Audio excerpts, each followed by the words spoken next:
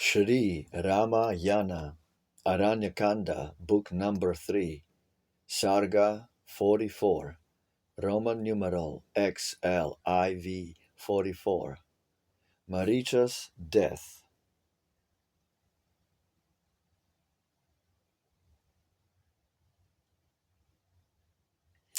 A while, with trembling heart, he fled the deer and showed his stately head. With sword and bow, the chief pursued, where'er the fleeing deer he viewed.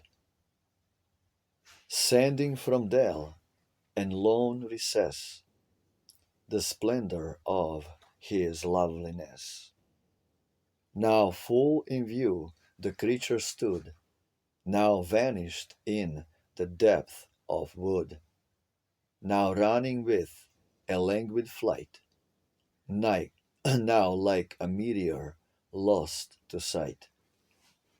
With trembling limbs away he sped, then like the moon with clouds o'erspread, gleamed for a moment bright between the trees and was again unseen. Thus, in the magic deer's disguise, Maricha lured him to the prize, and seen a while, then lost to view, far from his cot the hero drew. Still by the flying game deceived, the hunter's heart was wrath and grieved, and wearied with the fruitless chase, he stayed him in a shady place. Again the river of the night led the chieftain full in sight, slow moving in the coppice near, surrounded by the woodland deer. Again the hunter sought the game that seemed a while to court his aim, but seized again with sudden dread, beyond his sight the creature fled. Again the hero left the shade, again the deer before him strayed. With surer hope and stronger will, the hunter longed his prey to kill. Then as his soul impatient grew, an arrow from his side he drew, resplendent at the sunbeam's glow, the crusher of the smitten foe. With skilful hand,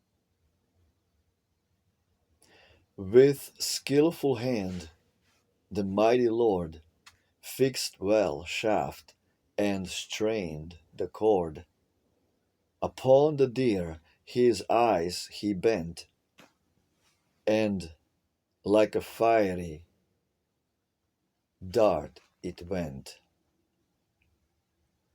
The arrow Brahma's self had framed, alive with sparks that hissed and flamed. Like Indra's flashing levin true, to the false deer the missile flew.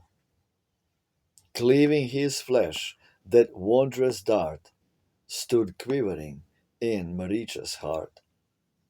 Scarce from the ground 1 foot he sprang, then stricken fell with deadly pang. As he pressed the ground, he gave a roar of awful sound, and ere the wounded giant died, he threw his borrowed form aside. Remembering still his lord's behest, he pondered in his heart how best Sita's plight to guard away, and Ravan seize the helpless prey. The monster knew the time was nigh, and called aloud with eager cry. Hi Sita Lakshman, and the tone he borrowed for was like Rama's own. So by that matchless arrow cleft, the deer's bright form Maricha left, resumed, resumed his giant shape and size, and closed in death his languid eyes. When Rama saw his awful foe, gasp, smeared with blood in deadly throe, his anxious thoughts to Sita sped, and the wise words that Lakshman said, that this was false Maricha's art, returned again upon his heart. He knew the foe he triumphed o'er, the name of great Maricha bore. The fiend, he pondered, ere has died, Ho Lakshman, ho my Sita, cried. Ah, if that cry has reached her ear, how dire must be my darling's fear. And Lakshman of the mighty arm, what thinks he in his wild alarm? As thus he thought in sad surmise, each startled hair began to rise. And when he saw the giant slain, he thought upon that cry again. His spirit sank and terror pressed full sorely on the hero's breast. Another deer he chased and struck, he bore away the fallen puck. To Janastan then turned his face and hastened to his dwelling place.